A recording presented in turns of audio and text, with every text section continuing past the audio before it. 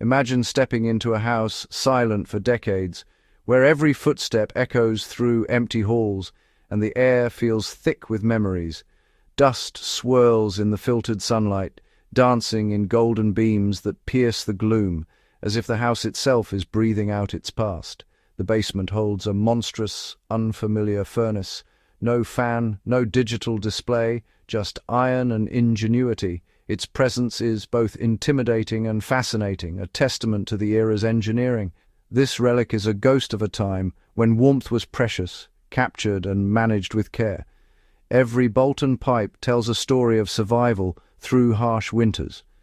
In the walls you find strange dark surfaces and mysterious ducts, remnants of ingenious systems born from scarcity. These hidden veins once carried life-giving heat to every corner.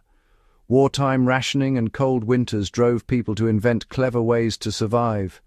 Every resource was stretched, every scrap of fuel carefully measured and used. Every odd device and window placement tells a story of resourcefulness. Nothing was accidental. Every detail was a response to necessity. These homes echo with a lost understanding of energy, where the sun's path and the properties of stone and water were vital knowledge. The architecture itself was a tool for survival. They built houses to hold heat long after sunset, using elegant, sophisticated solutions. Thick walls, small windows, and clever orientation all worked together to keep families warm. Walking these rooms is like exploring a gallery of lost inventions. Each artifact is a silent witness to human creativity and adaptation. The quiet hum of modern systems is replaced by the imagined groan of metal and hiss of steam. You can almost hear the echoes of warmth being coaxed from cold iron. In these silent, dusty creations, we glimpse the keys to our own future. Their lessons are not just relics, but blueprints for resilience in a changing world. The wisdom of living with less, not from poverty but from ingenuity, waits to be rediscovered, reminding us that true comfort is born from understanding, not abundance. In the 1940s, central heating was a luxury, something only the wealthiest families could afford. Many homes, especially in rural areas, lacked reliable electricity or gas, relying instead on older, more manual methods to keep warm. Electricity was rationed, reserved for essentials like lighting and cooking, but rarely for heating entire homes. Coal and wood were the main fuels, finite, dirty, and strictly rationed, with families often worrying about running out before winter's end. Coal deliveries were precious events. Running out meant facing the cold with only blankets and extra layers for comfort. Stoking the fire and clearing ash was a daily ritual, a constant reminder of dependence on limited resources and the effort required to stay warm. The cold invaded through single-pane windows and uninsulated walls, making every room a battleground against winter's chill. Frost formed inside, and you could see your breath in the morning. A stark reminder of how little separated you from the elements.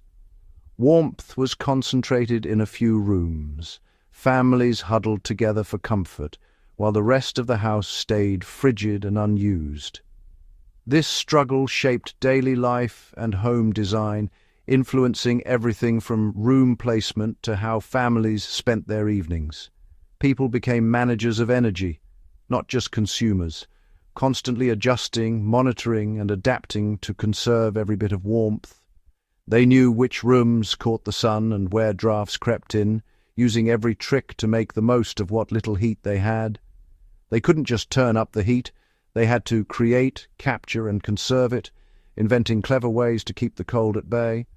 This hands-on approach fostered a deep practical understanding of thermodynamics and resourcefulness, skills now largely lost in our world of instant warmth at the flip of a switch.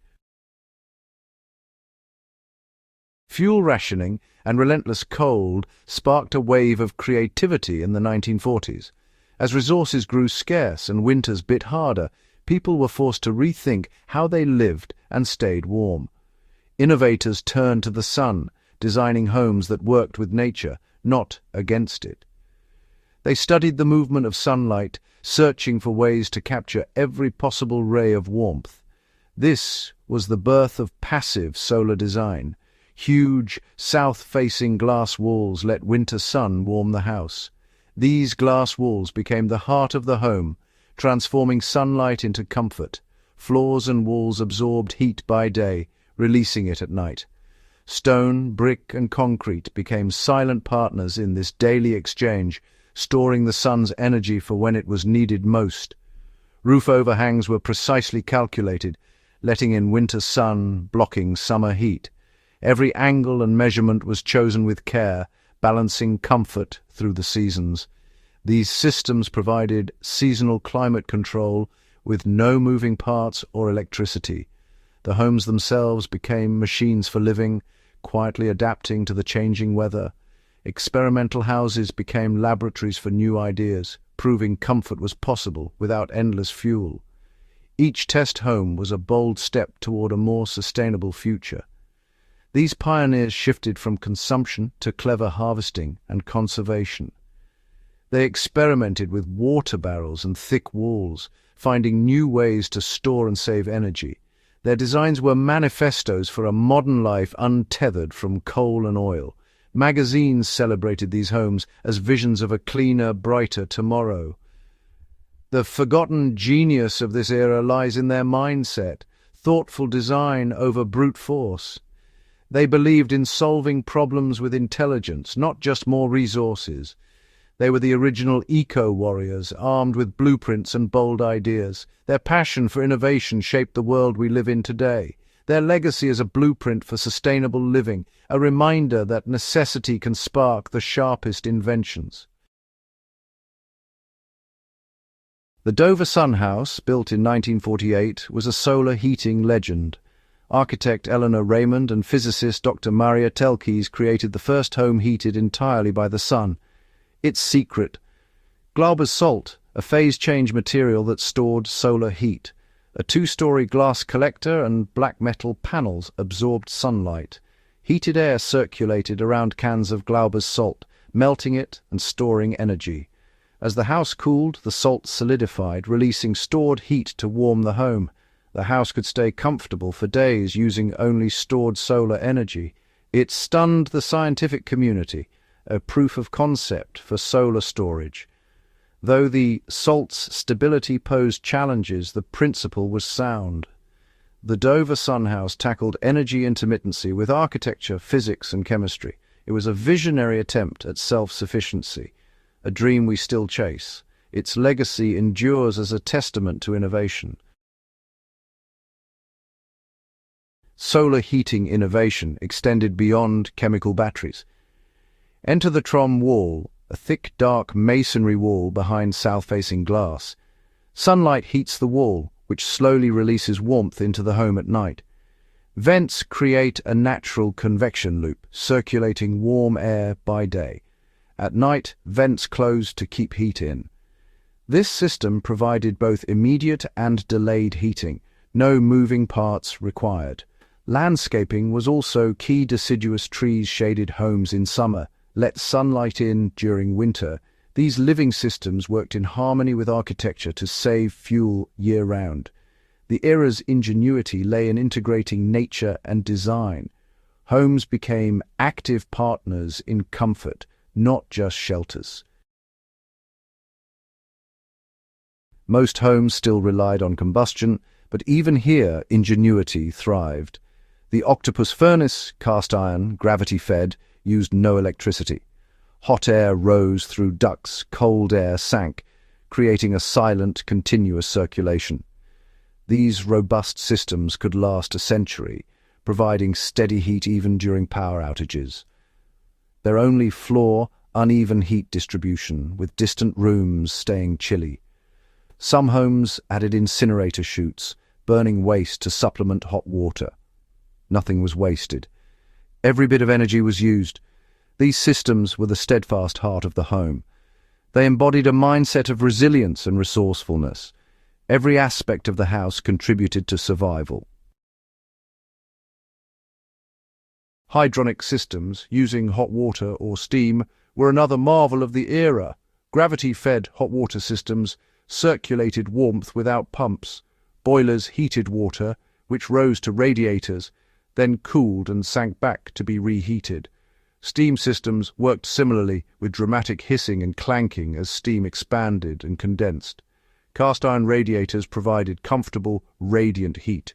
These systems were durable, lasting generations. They offered gentle, reliable warmth independent of electricity. Their design valued durability and clever physics over complexity. They stand as monuments to practical, lasting engineering. These abandoned systems reveal a different philosophy of living. Resilience came from using energy efficiently, not endlessly. Homes were machines for managing energy, integrating walls, windows, and even trees. Today, we build inefficient structures and compensate with brute force heating. The Dover Sun House and Trom Wall remind us, passive solutions are powerful. Gravity-fed systems teach the value of durability and independence. These systems worked when the power failed, offering security modern homes lack.